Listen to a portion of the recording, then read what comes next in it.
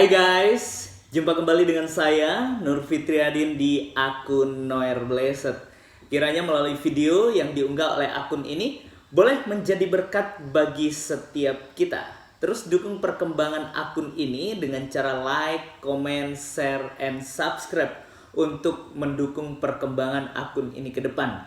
Di dalam video kali ini ya kita akan membahas tentang sebuah polemik yang tidak kunjung selesai, di mana sebentar lagi umat muslim akan mengadakan hari raya Idul Adha, merayakan hari raya Idul Adha, yaitu hari raya kurban, di mana menurut sejarah yang diklaim oleh umat muslim itu adalah Ismail yang dikorbankan. Dan sempat-sempatnya dari polemikus muslim juga menuduh bahwa di dalam Alkitab itu ada kata Isa, itu merupakan sisipan dan itu adalah pemalsuan data.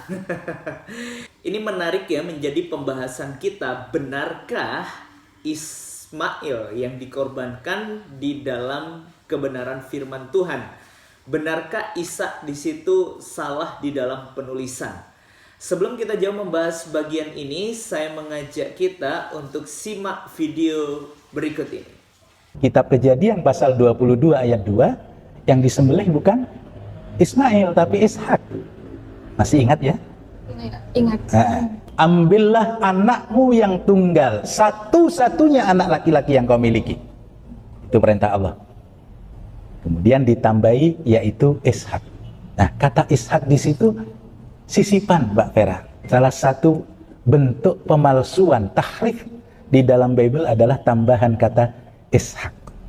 Baru saja kita menyaksikan video dari Anwar Lutfi yang menyatakan bahwa di dalam Alkitab itu merupakan pemalsuan atau tidak asli ya guys ya.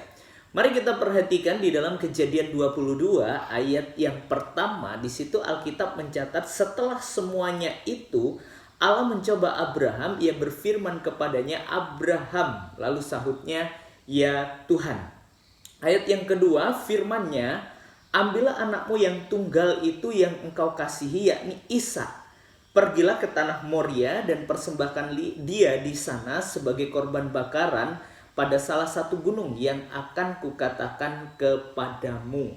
Ya, jelas ya, di sini tertulis nama Isa. Ya, meskipun pada akhirnya bukan Isa yang dikorbankan, tetapi diganti dengan kambing domba ya yang Tuhan nyatakan di Gunung Moria melalui Abraham. Mari kita perhatikan bagian ini. Kata setelah semuanya itu menunjukkan kepada segala sesuatu yang sudah terjadi. Dari Isa lahir, dari Abraham mengusir Hagar dan Ismail dari perjanjian Abraham dengan Abimelek. Dan setelah semuanya itu, maka tertulislah di dalam Kejadian 22 ayat yang pertama ini, dan setelah semuanya itu Allah mencoba Abraham. Ya, ia meminta kepada Abraham untuk anak perjanjian yaitu Isa untuk dipersembahkan. Ya, tentunya di sini jelas ini bukan merupakan pemalsuan, bukan merupakan kesalahan data. Tetapi memang benar yang dikorbankan itu adalah anak perjanjian yang Tuhan nyatakan kepada keluarga Abraham dan Sarah. Mari kita perhatikan jauh di dalam Kejadian 17 ayat yang ke-21.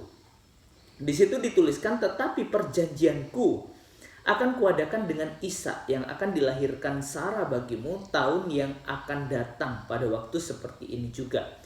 Jadi jelas ya di sini, kalau kita melihat bahwa anak perjanjian yang dijanjikan oleh Tuhan itu adalah Isa, bukan Ismail.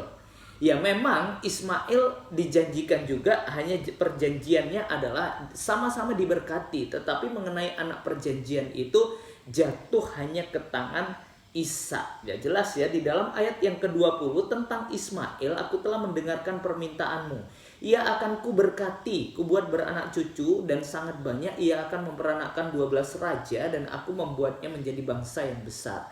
Jadi untuk Ismail itu jelas dia juga akan diberkati. Tetapi mengenai anak perjanjian itu jatuh hanya ke tangan Isa. Jadi jelas ya, bagian ini menunjukkan bahwa yang dikorbankan itu bukan Ismail, tetapi siapa teman-teman? Tetapi kambing domba. Tetapi yang akan dikorbankan pada waktu itu semula adalah Isa, karena Alkitab dengan jelas mencatat ya. Tentunya kalau kita melihat di dalam Al-Quran sendiri pun itu masih ada kebingungan, dan ada beberapa yang mendukung secara mayoritas, tentunya itu mendukung bahwa yang dikorbankan itu adalah Isa. Mari kita perhatikan video berikut ini. Allah menguji Ibrahim dengan meminta supaya dia mengorbankan anaknya. Karena Ibrahim dan anaknya berserah diri kepada Allah, lalu Allah memberi balasan atau berkat kepada keduanya. Siapa anak yang dikurbankan Ibrahim menurut Al-Quran pada surat As-Safaat ayat 100-113, menjadi sumber perdebatan antara umat Islam dan umat Kristen yang beriman kepada pernyataan Alkitab. Al-Quran sebenarnya tidak ada menyebut nama anak yang dikurbankan itu adalah Ismail, hanya sebatas tafsir. Untuk memastikan nama anak yang dikurbankan, mari kita lihat siapa nama anak yang mendapat balasan atau berkat dari Allah dalam peristiwa itu. Berarti dialah anak yang dikurbankan oleh Ibrahim. Quran Surah As-Safaat ayat 100-113. Ya Tuhanku, anugerahkanlah kepadaku seorang anak yang termasuk orang yang saleh. Maka kami beri kabar gembira kepadanya dengan kelahiran seorang anak yang sangat sabar. Maka ketika anak itu sampai pada umur sanggup berusaha bersamanya, Ibrahim berkata, "Wahai anakku, sesungguhnya aku bermimpi bahwa aku menyembelihmu, maka pikirkanlah bagaimana pendapatmu." Dia menjawab, "Wahai ayahku, lakukanlah apa yang diperintahkan Allah kepadamu, insya Allah engkau akan mendapatiku termasuk orang yang sabar."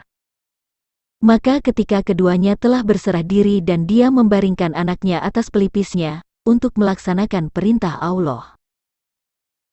Lalu kami panggil dia, "Wahai Ibrahim, sungguh, engkau telah membenarkan mimpi itu, sungguh, demikianlah kami memberi balasan kepada orang-orang yang berbuat baik.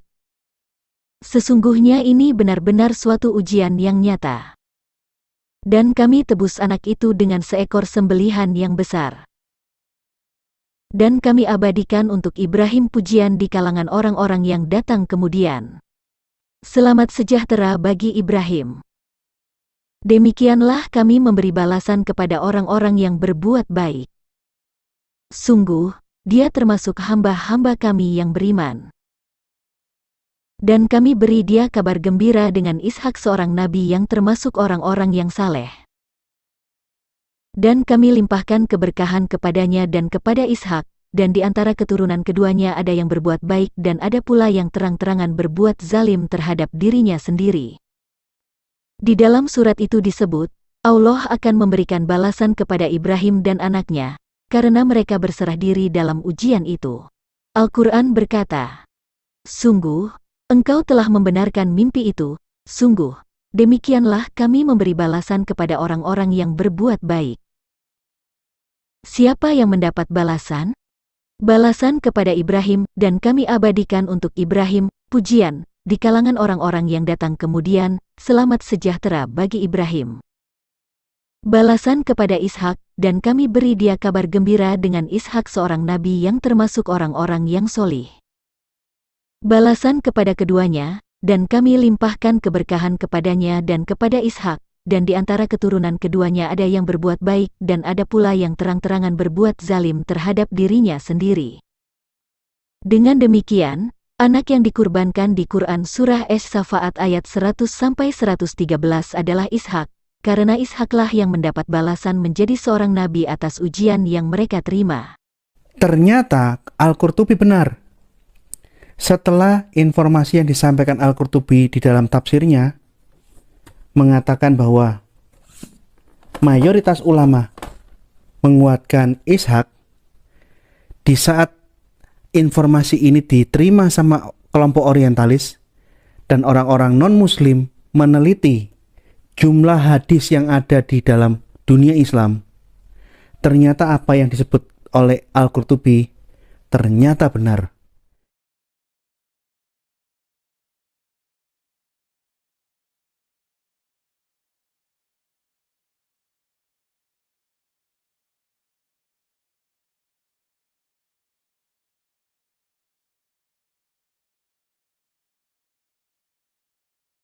Shalom saudara yang terkasih.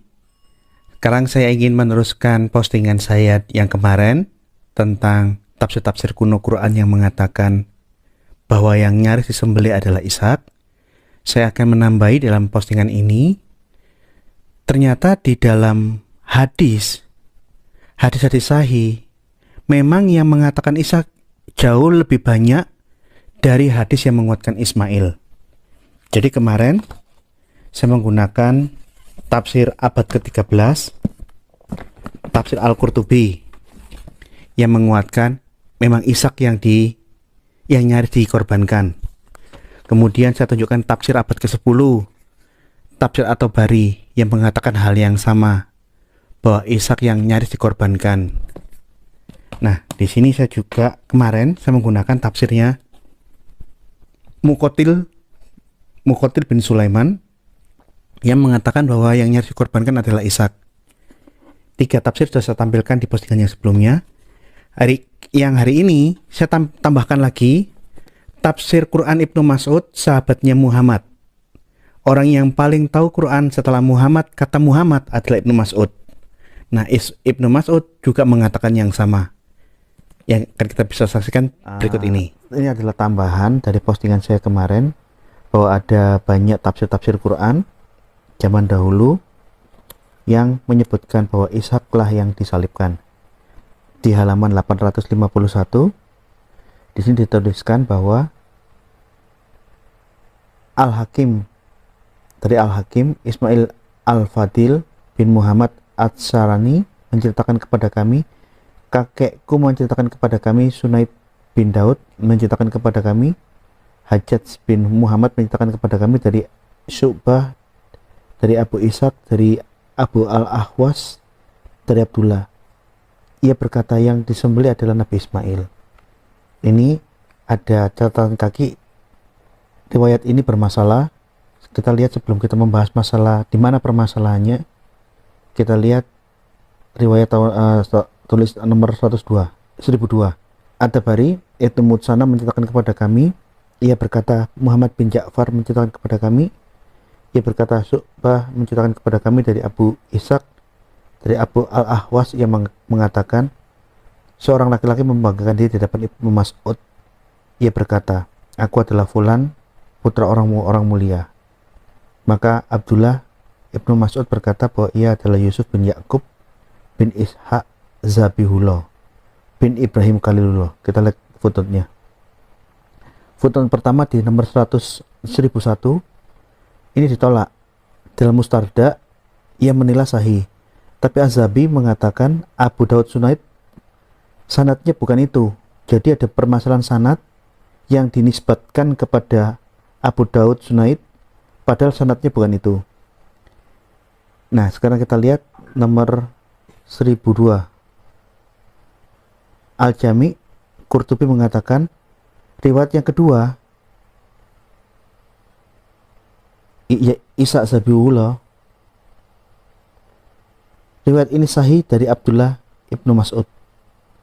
Ibnu Katsir sekalipun dia tidak menguatkan Ishaq, dia lebih memilih Ismail. Riwayat itu menurut Ibnu Katsir adalah sahih sampai Ibnu Mas'ud. Asyuti mengatakan memang itu riwayat sahih dari Ibnu Mas'ud. Ini tambahan dari tafsir Ibnu Mas'ud. Jadi sudah ada kemarin saya tampilkan Al-Qurtubi, tafsir At-Tabari, tafsirnya Muqatil bin Sulaiman, sekarang tafsirnya Ibnu Mas'ud. Al-Qurtubi sudah mengatakan bahwa mayoritas ulama, mayoritas sahabat dan tabi'in menguatkan Ishaq. Mari kita lihat.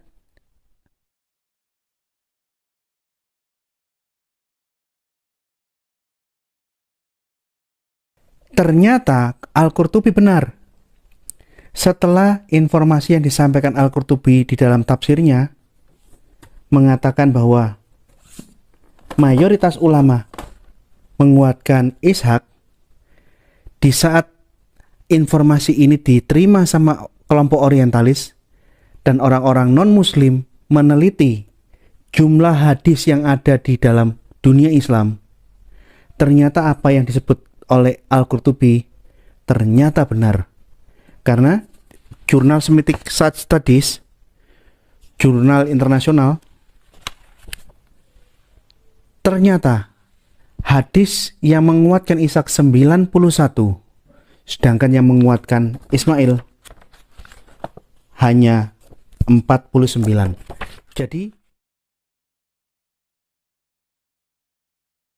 ya, sekarang saya tunjukkan ini fotokopian dari jurnal Semitic Study. Jurnal Semitic Study nomor 34 tahun 1989. Ada suatu kajian yang membahas tentang siapakah anak yang nyaris disembelih oleh Ibrahim. Ini kopian dari, saya copy berkali-kali.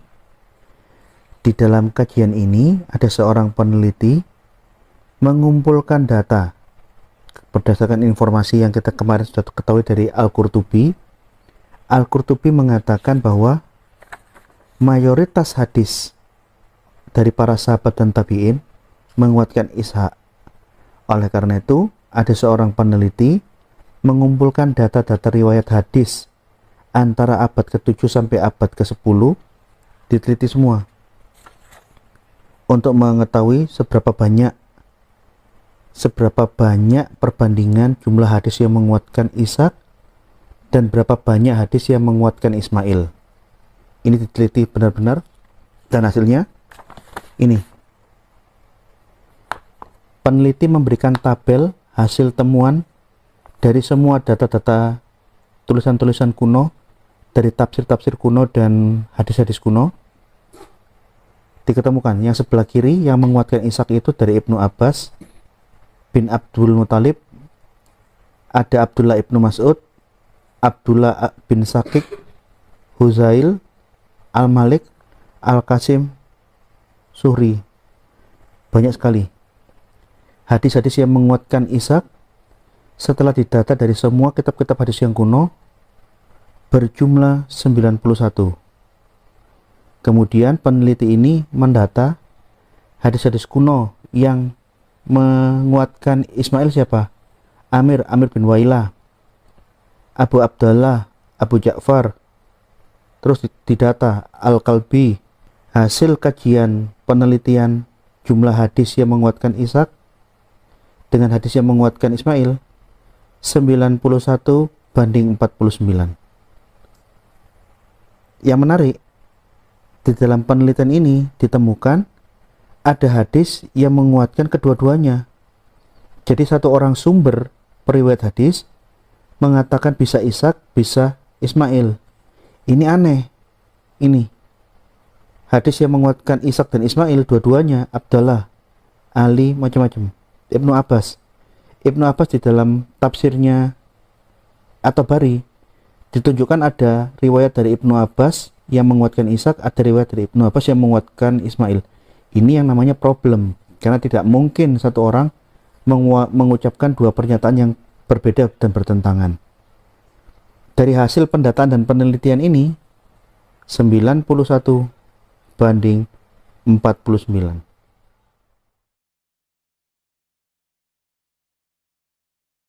Di dalam tafsir ini dijelaskan bahwa satu orang bisa meriwayatkan dua riwayat yang bertolak belakang. Disebutkan Ibnu Abbas mengatakan, kami tebus anak itu dengan seekor 9 besar. Ia berkata adalah Ishak. Hadisnya yang satu ini Ishak dari Ibnu Abbas. Ibnu Abbas juga mengatakan di hadis dalam redaksi yang lain, yang diperintahkan untuk disembelih oleh Ibrahim adalah Ishak. Ini jalurnya dari Ibnu Mutsana sampai ke Ibnu Abbas. Yang ditebus dengan 9 besar adalah Ishak. Jalur riwayat hadis yang lain dari Yakub yang sanadnya sampai kepada Ibnu Abbas juga yang disembelih adalah Ishak. Hadis dari Abu Quraib yang sanadnya sampai kepada Ibnu Abbas sampai Muhammad mengatakan dia adalah Ishak. Ini dari orang yang sama tapi riwayatnya bertolak belakang, bukan Ishak tapi Ismail. Kita lihat ya. Pada halaman 902 dan 903, coba lihat. Hadis dari jalurnya Ibnu Humaid sampai kepada Ibnu Abbas. Hadisnya mengatakan apa? Yang diperintahkan kepada Ibrahim untuk disembelih adalah Ismail. Loh kan?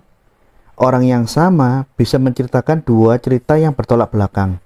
Dari Yakub, hadisnya sampai Ibnu Abbas, versi hadis ini yang sampai Ibnu Abbas mengatakan yang dimaksud adalah Ismail. Ini yang saya bilang secara logika tidak mungkin. Karena tidak mungkin satu orang mengucapkan suatu pernyataan yang bertolak belakang bersamaan. Nih, dari Yakub, dari narasi yang lain, berkata dari Ibnu Abbas, dia adalah Ismail. Dari Al-Mutsana sampai Ibnu Abbas, versi yang lain, itu Ismail. Ini yang saya bilang kebingungan dan keruwetan hadis-hadis di dalam Islam. Bagaimana mungkin satu orang disebut di dalam suatu riwayat menguatkan Ishak, orang yang sama di riwayat yang lain menguatkan Ismail. Ini aneh nih. Tapi ya mau gimana lagi? Karena memang seperti ini yang tercatat di dalam tafsir Quran.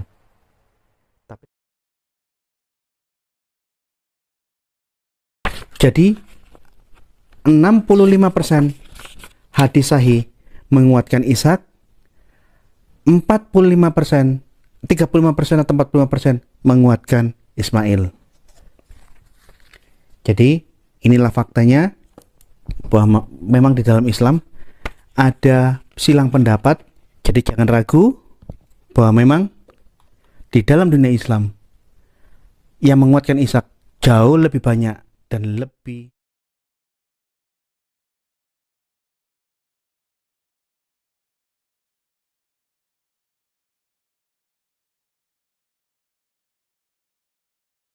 Ya, jadi jelas ya apa yang tercatat di dalam Al-Quran juga, yang mayoritas mengakui bahwa yang dikorbankan, yang akan dikorbankan itu adalah Isa dan bukan Ismail. Nah, jadi kalau kita memperhatikan bagian ini, Alkitab dengan tegas, dengan jelas mencatat bahwa yang dikorbankan, yang akan diminta untuk dikorbankan oleh Tuhan itu adalah jelas, yaitu Isa. Tidak dapat diragukan lagi ya guys ya.